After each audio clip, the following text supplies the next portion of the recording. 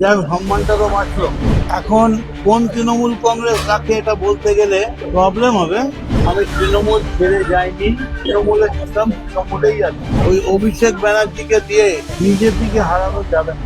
যদি এখনই হাল ধরা না যায় তাহলে ভবিষ্যতে কোনোদিন বিজেপিকে হারানো যাবে না। বিড়লা প্ল্যানেটোরিয়ামের চারপাশে 2,500 লোক এমনি বাদাম বেচে। আমার তো ইডির থেকে ভয় ছিল এবি বেশি।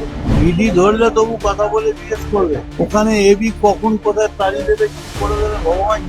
যত রকম পদ ছিল, দমদম বিধানসভার সভাপতি, সাধারণ সম্পাদক, ন্যাশনাল কমিটি মেম্বার, দলের চিফ হুইপ, গভর্নমেন্ট অর্গানাইজেশনের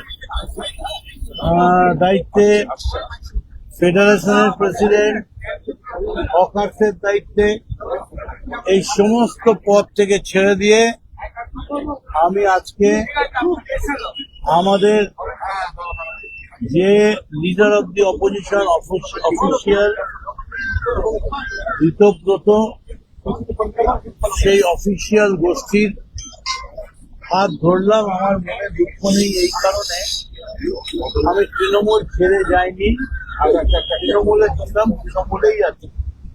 যতগুলো ছেড়েছি সব পোস্টগুলোই তৃণমূলের, আবার এখানে এসে দাঁড়ালাম, এটাও তৃণমূলের। তৃণমূলের অবস্থা যদি এখনই হাল ধরা না যায় তাহলে ভবিষ্যতে কোনোদিন বিজেপিকে হারানো যাবে না। ওই অভিষেক ব্যানার্জিকে দিয়ে বিজেপিকে হারানো যাবে না। ওই হিটলারি কায়দায় ট্রেন থেকে নেবে, কোমরে হাত দিয়ে 4 তারিখ দেখে নেবো হুইসেল বাজবে, এসব করে হবে না। মানুষের কাছে যেতে হবে। এবং আমি বলবো, আদালত তৃণমূলের পাঠিয়ে দিতে প্রেসিড বলেছে বিড়লা প্ল্যানেটোরিয়ামের চারপাশে 2,500 লোক এমনি বাদাম বেচে। বাদাম মুড়ি হলাই ওখানে অতগুলো থাকে, আর ঘোড়ার গাড়ি হ্যাকনি ক্যারেজ যাচ্ছে। যার সম্মানটা তো বাঁচলো। কিন্তু আমি বলছি,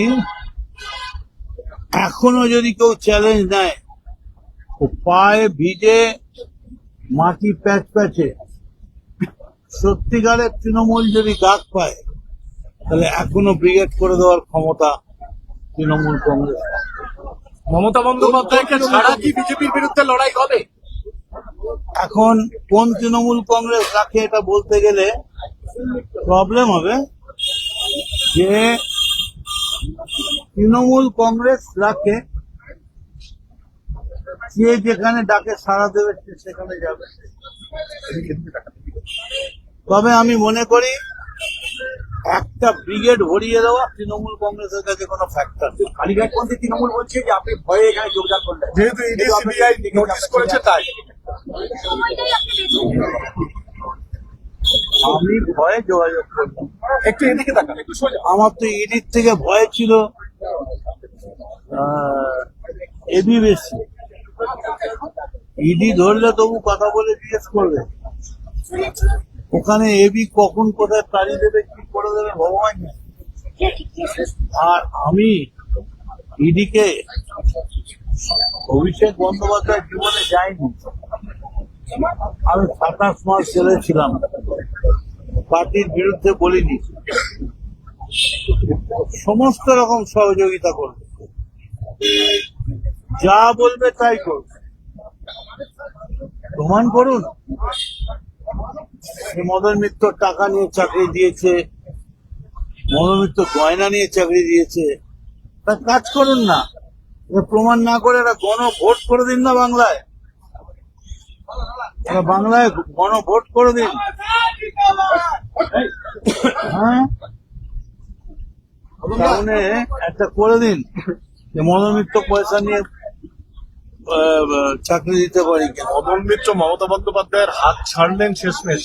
এত দশকের পর দশকের ছায়া সঙ্গে অনেক লড়াইয়ের সাক্ষী 21শে জুলাই ছায়ার সঙ্গে, মানে উনি এগিয়ে যেতেন, ওর ছায়াটাকে আমি ফলো করতাম, কিন্তু পার্শ্ব সঙ্গী না। এতদিন তো বিষয়টা লোকে ভালো। লোকে ভাবতো, আপনারা তো ভাবতেন, আপনি কি মনে করেন যে মমতা বন্দ্যোপাধ্যায় কি অভিষেক বন্দ্যোপাধ্যায়কে এই মুহূর্তে বাদ দিয়ে আবার গোটা তৃণমূলকে এক করতে চান, তাহলে কি সম্ভব? আবার নতুন করে ভাবতে হবে এখনই এটা।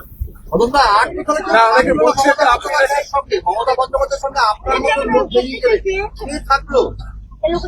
একদম একা নিঃসঙ্গ। দেখুন আমি আর পাচ্ছি না। আরও ভালো ভালো খবর দেখতে সাবস্ক্রাইব করুন বাংলা হান্টের ইউটিউব চ্যানেল। বাংলা হান্টের আরও খবর দেখতে নজর রাখুন। বাংলা খবর মানেই বাংলা হান্ট।